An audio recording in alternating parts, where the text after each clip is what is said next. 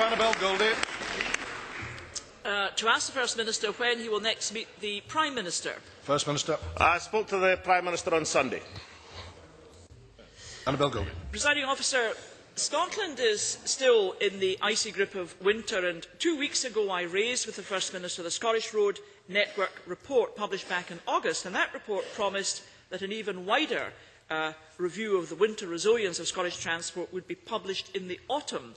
But a fortnight ago it hadn't been published, and the First Minister didn't seem to know what I was talking about. Now, I'm sure with his legendary athleticism he bounded out of this chamber to order his civil servants to produce it. So can I ask him very simply, what did it say? First Minister. There was 11 short-term recommendations, which if Annabel Goldie had actually read the report when she asked the question, they would have known all of which were being implemented. There were suggestions for the medium term and the longer term. We have had particularly effective resilience in salt and grit supplies in Scotland, which was one of the big lessons from last year. But obviously there are still lessons to learn, hence the six-point plan in transport that the new Transport Minister announced, and also the measure we are taking to make sure that heating is delivered in terms of fuel oil and liquid petroleum gas to people that need it under these circumstances. You know, difficult weather brings difficult conditions, that is pretty obvious. We have got the worst December now on record in Scotland. When I spoke to the Prime Minister on Sunday, a lot of our discussion was on the inability to have Heathrow Airport open over a period of days, and of the variety of transport problems in England, which obviously have had knock-on consequences to Scotland, particularly the East Coast Line, for example. I would have thought Annabel Goldie, in these circumstances, perhaps would now be in a mood which at least we are prepared to accept that in challenging, difficult conditions, it is not possible for any Transport Minister or any government to keep open every airport, every airline and every rail line in all circumstances. And I have to say, I was surprised by the lack of clamour from Tory and Liberal members for the resignation of the Transport Minister in London. Annabel Goldie.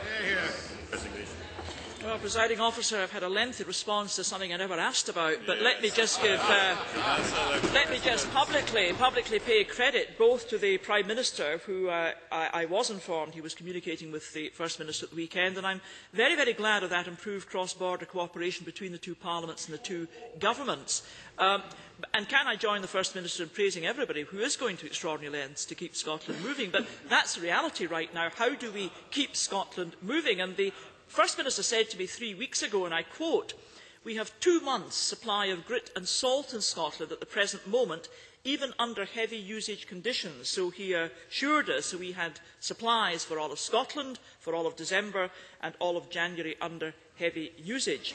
But in the last 24 hours, I have been receiving reports about a number of councils confirming their remaining salt stocks can be counted in days rather than the weeks we thought we had. And one council is rationing, and even when salt is on order, there are still uncertainties about delivery dates. So can I ask the First Minister, how much salt does Scotland currently have? How many days will it last? Is rationing wider spread? And when are fresh supplies arriving? First Minister.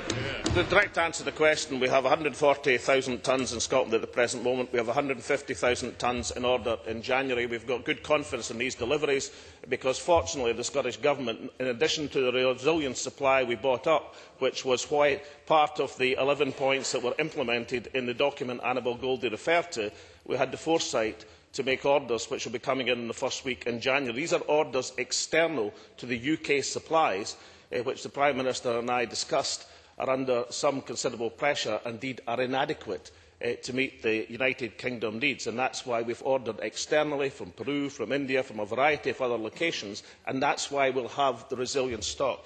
Can I say gently to Annabel Goldie that there is significantly more pressure from certain councils in England in terms of their supplies after the weather they have had than from councils in Scotland. What we have managed to do in Scotland is to use the resilient supplies, and I can give her a list of the councils which have benefited from that, in order to make sure the salt and grit is there to keep Scotland moving. That is what we shall continue to do. That was the purpose of building up the resilient stock. The last thing I say to Annabel Goldie is this, and this is what I would welcome. That my view on the extraordinary conditions, we are now into our 4th week of suffering in Scotland. is that there are countless thousands of people in Scotland, in the health service, in the public services, in the social care system, in the voluntary system, in the gritters, in the drivers, in the snowplough operators who are working shift after shift to keep this country and this economy moving. And I know that Annabel Goldie understands that and welcomes that.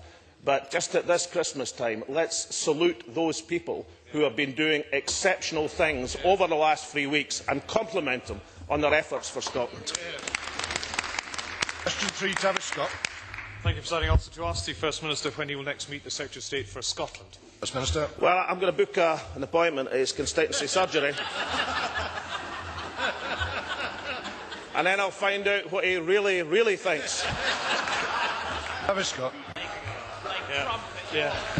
Order, order.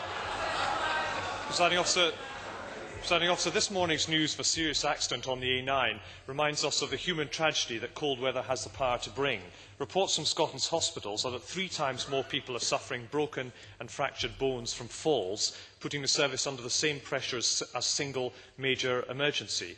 The report of the Scotland-wide SALT Committee says that councils have requested the release of 20,000 tonnes of the 25,000 tonnes strategic stockpile. Can the First Minister tell us, is the Government directing which parts of Scotland are given priority?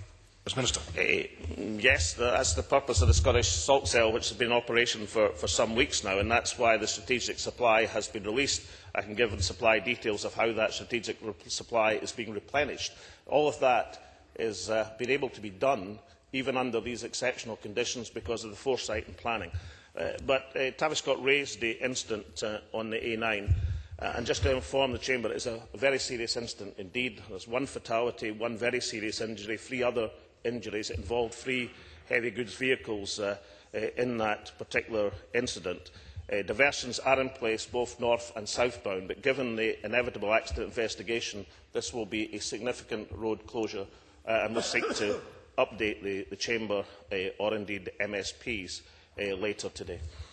Presiding Officer, I'm grateful to that, and I'd be grateful if the First Minister could make the information available to all members in relation to the councils who are receiving grit and who are being so directed. But as cold temperatures continue, does the First Minister recognise that thousands of people are worried about the heating oil supplies in all parts of Scotland?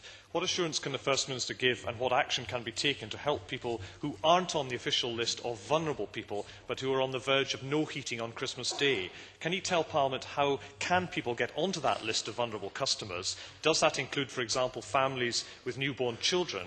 And what should people do if they're not on the list of the vulnerable but still have no oil for their heating supplies? Can I just point out that our definition of vulnerable under the temperatures we're suffering is families without heating.